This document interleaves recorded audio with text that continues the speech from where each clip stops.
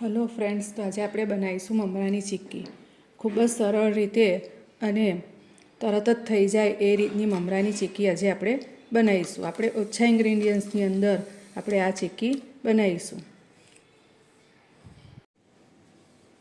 Hello friends, તો આજે આપણે બનાવીશું મમરાની ચીક્કી. તો એના માટે અમે આટલો એક બાઉલ ભરીને મમરા લીધા છે અને સામે આટલો 250 જેટલો ગોળ લીધો છે. આ રીતે એક પેપર લીધું છે, તેની અંદર મેં ઘી લગાડી દીધું છે અને વેલણ મળ ઉપર પણ ઘી લગાડીને તૈયાર રાખ્યું છે. તમે આની જગ્યાએ કોઈ પણ કોથળી કે બટર પેપર કે કશાનો પણ ઉપયોગ કરી શકો છો. હવે આપણે એક પેણી લઈ લીધી છે, એની અંદર આપણે 1 ચમચી જેટલું ઘી ગરમ કરીશું.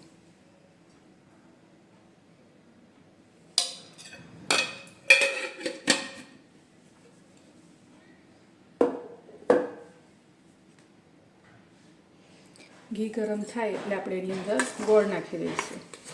મેં દેશી ગોળનો ઉપયોગ કર્યો છે.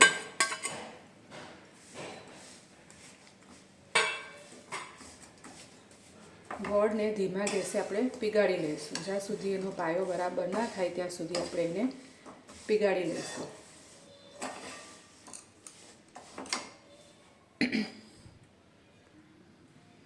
તો તમે જોઈ શકો છો ફ્રેન્ડ્સ કે આપણો આ ઘીનો પાયો ગોળનો પાયો થઈ ગયો છે. ગોળ આપણો પીગળી ગયો છે. તો આપણો પાયો બરાબર થયો છે કે નહીં તે ચેક કરવા માટે એક વાટકીમાં આપણે પાણી લઈશું અને એની અંદર આ ગોળનો 2-4 ટીપાં નાખીશું અને એને ચેક કરીશું કે આપણું બરાબર થયું છે કે નહીં. આ પ્રોસેસ ફ્રેન્ડ્સ તમારે ધીમા ગેસે જ કરવાની રહેશે. જો ફૂલ ગેસ કરશો તો તમારો ગોળ બળી જશે અને ટેસ્ટમાં કડવું લાગશે. તો તમે જોઈ શકો છો કે આ ગોળ છે તે હજી પોચો છે ને કડક થયો નથી. આપણે કાચની જેમ તૂટે એ રીતનું કરવાનું છે. આ હજી આ ખેંચાય છે, તો આવું ચાલશે નહીં, તો આપણી ચીક્કી બગડી જશે, ક્રિસ્પી થશે નહીં. તો આપણે હજી આને થવા દઈશું.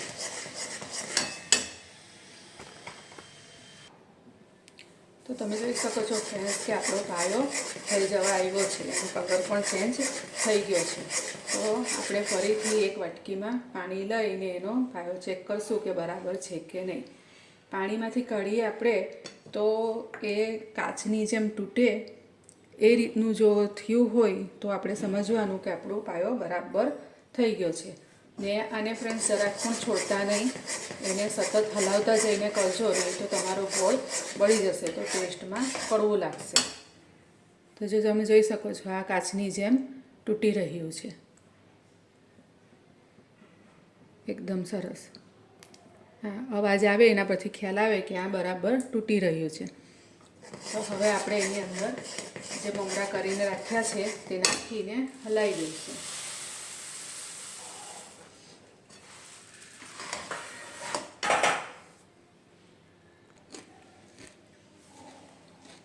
તો તમે જોઈ શકો છો કે આપણે બધા મમરા ગળની અંદર મિક્સ કરી દીધા છે.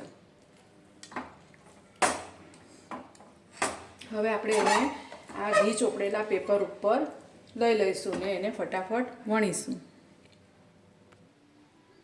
તો આપણે આ ફટાફટ વણાય તેટલું ફટાફટ તમારે વણી લેવાનું.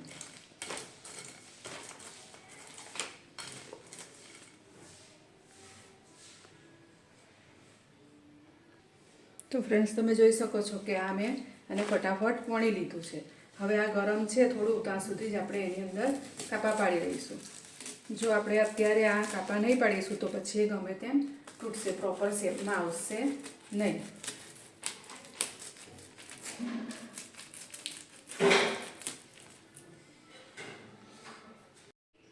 તો તમે જોઈ શકો છો ફ્રેન્ડ્સ કે આપણી આ ચીક્કી તૈયાર છે, તે રૂમ ટેમ્પરેચર પર આવી ગઈ છે. તો હવે આપણે એને કરીશું. આ પેપરના લીધે તરત જ છૂટી પડી જાય છે. જુઓ તમે, એકદમ સરસ ક્રિસ્પી એવી મમરાની ચીક્કી રેડી છે. ખૂબ જ સહેલાઈથી અને કોઈ પણ જાતની ઓછી મહેનતે સરસ ક્રિસ્પી તૈયાર છે ચીક્કી. મમરાની ચીક્કી રેડી છે આપણી.